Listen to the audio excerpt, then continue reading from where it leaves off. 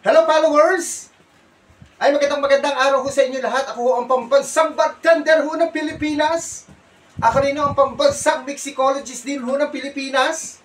Abay, nag-iisa ho ito si Mr. Lance. Ay magandang araw ho sa inyo lahat sa lahat ng followers at makakapanood. Baka naman ma-follow nyo naman ho ko at ma-share my video. Ano po? Yan. At kung may request ho kayo na pag-usapan about alak. Okay, mga ano ba, lahat ho ng alak. Ang dami ho, nakikita nyo yung mga mixing, mga history, at ano pa ho ba? Yung mga basta sa kaalakan, alam niyo na ho yan. Okay, ayan. Welcome po sa ating munting kaalaman, munting karunungan. Ayan, yung ating portion, no? Bakit? Kasi dito magpapaliwanag po tayo ng mga kaalakan. Baka meron ho kayo sa bahay dyan na naka-stack. Nang malaman niyo ho yung mga history niyang iniinom nyo o yung naka-stack nyo sa bahay. Ano po? Papaliwanag ko. Pwede kayo mag-request comment down below. Okay? Ano ba pag-uusapan ho natin? Ito, nasa harapan nyo. Ito, ito, ayan. Lapit ko konti. Ayan. Marami hong meron na ito ngayon Ito ay tinatawag na Jägermeister. Ayan. Okay? Jägermeister, ito.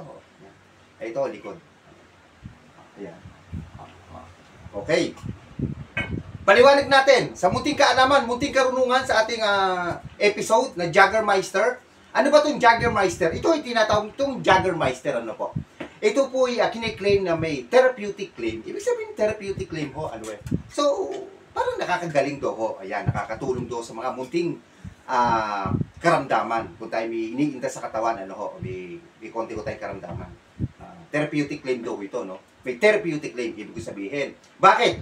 Kasi ito, ito isang kap ho nito, o itong ho nito, gawa ho ito sa 56 herbs and spices. Alam naman ho natin yung herbs and spices, mostly ho yan, ginagamit din natin sa mga pagkain, So, hindi na lang ko kinlarify ko ano ho yung herbs and spices na nakalagay. Basta itip, gawa ho ito sa 56, ganun ho karami na herbs and spices. Ngayon, kailan ho ba na-develop to? Kailan ho ba ginawa itong Jägermeister? Ito ho na-develop or na-introduce noong 1934. At ang may kagagawan ho niyan is William Ankert Mas. Okay? Ito ho may 35% alcohol by volume. Ito, yan. Paano ba iniinom itong Jägermeister? Ito iniinom after meal. O nakakain ka ng dinner, tsaka ko iinom na itong Jägermeister. Ito, pwede nyo inumin straight with ice. Depende ho sa inyo sa pag-inom. Ano ba? Ano ho bang klase ito? Ito isang uri ho ng liqueur, brandy. Ang tawag ho dito. Opo, brandy. Yes, correct ho yung natinig nyo. Isang uri ng liqueur, isang uri ng brandy. Sweetened alcohol ho ito kung tawagin. Ibig sabihin manamis-namis ho na konti. Ito hong Jägermeister. Saan ho ba gawa ito? Kung tatanungin nyo. Ako na ho magsasabi. Alam ko kung saan gawa. Yung Jägermeister ho na to, ito ay gawa ho sa bansang Germany. Product of Germany ho ito. Okay?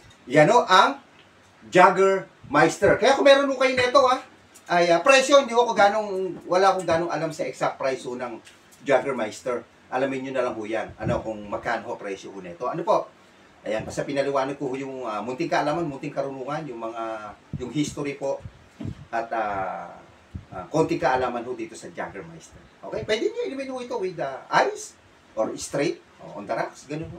Walang problema. After meal ho, ay iniinom to, tandaan nyo, pagkatapos ho natin kumain. Siguro kaya ho, after meal, siyempre, may therapeutic claim. Siguro parang yung kinakain ho natin ma-absorb or matunaw kaagad na hindi na ho